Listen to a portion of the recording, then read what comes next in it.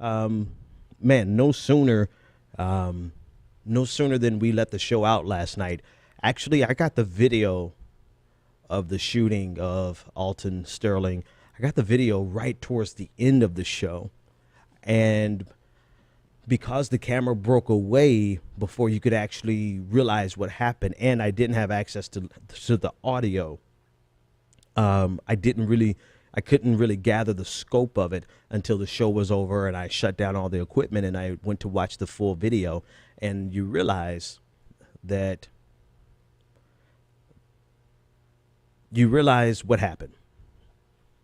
And you realize that, right? I realized, I don't know what you realized, but I realized at I realized that no sooner than we just got through talking about the need for progressives to be allies with African Americans, particularly on racial justice.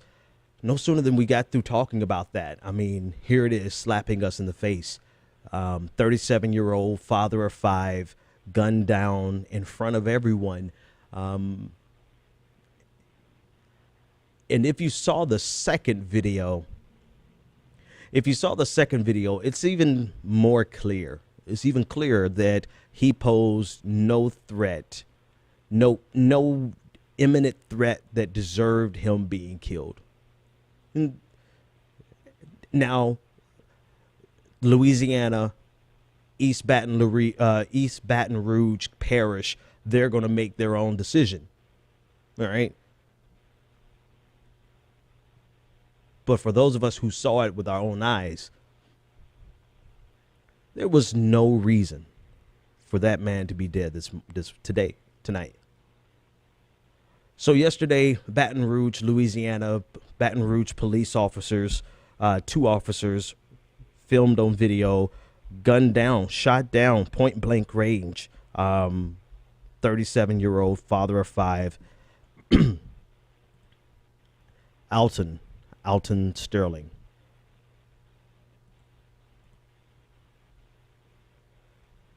This picture on my screen. I don't know. I want to know what you think, and I want to know what you feel. We'll probably open the lines a lot earlier tonight. 857-600-0518. So much to talk about this story. So where do you begin, right? This is where I have to begin. I've been noticing more frequently people talking about the trauma, and they are not referring to the immediate family's trauma. They're talking about the trauma of people who have to witness this via social media and videos. And normally, whenever I see people talking about that on TV, or if I see people saying, that kind of thing on the internet, on the Twitters, I'm normally like, whatever, right? I'm a little callous and a little, I guess, hardened to these types of things. And I don't think that's a good thing anymore. I thought that was a good thing for a long time, but then I realized, I was able to watch both of those videos and feel, and I hope you don't judge me. I hope you wouldn't judge me, because I'm not going to judge you. But I was able to watch both of those videos, and it calculated in my head that this is terrible. But it didn't calculate in my heart that this was terrible. I didn't feel anything. And that's when I realized maybe some of this stuff they're talking about in terms of trauma is real.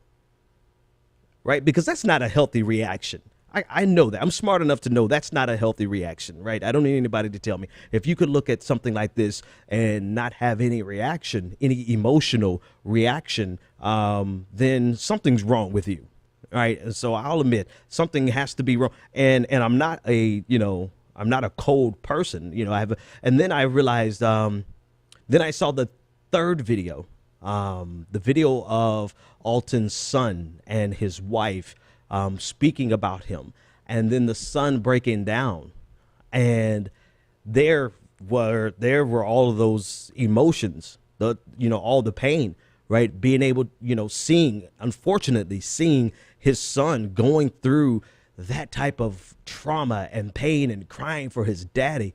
I mean, you know, whatever heart I have left, that broke it. I'm gonna tell you, man, I couldn't watch that. You know, legit, you know, tears just dropping off onto my keyboard, seeing that. And I realized that, you know, everybody handles things differently and everything, you know, triggers for people differently. And I just feel like we have been so exposed, at least me. I don't know about you, but I think I've been, too many of us have been overexposed to this type of violence in America, and not television violence. I mean, real lives, people dying. I mean, we're seeing their executions on social media. And then this is less commentary about the police officers. Trust me, I'm going to talk about them in a few minutes. But just the way we are over, it happens so many times. And I'm trying to figure out at what point did I get so hardened to these types of things that I saw that video and, you know, didn't bat an eye, you know, because in America, this happens so many times. We see it so often. We see it so often. And if you witness these things, and or at least if you see them on an ongoing basis, you become desensitized to them. Or the other end of the spectrum, you become so traumatized, or so not traumatized, because they're both types of trauma. You become so you're triggered. It's become such a triggered response when you see this, and it causes emotional distress. And then the other end of the spectrum are people like me who see it, and we calculate and we go and do our jobs and we find out information and we call. And I mean, that's the first thing I did. You know what? That's the first thing I did with Corey. You know, my friend Corey Jones, shot down. But damn it, man. All right, let me take this caller.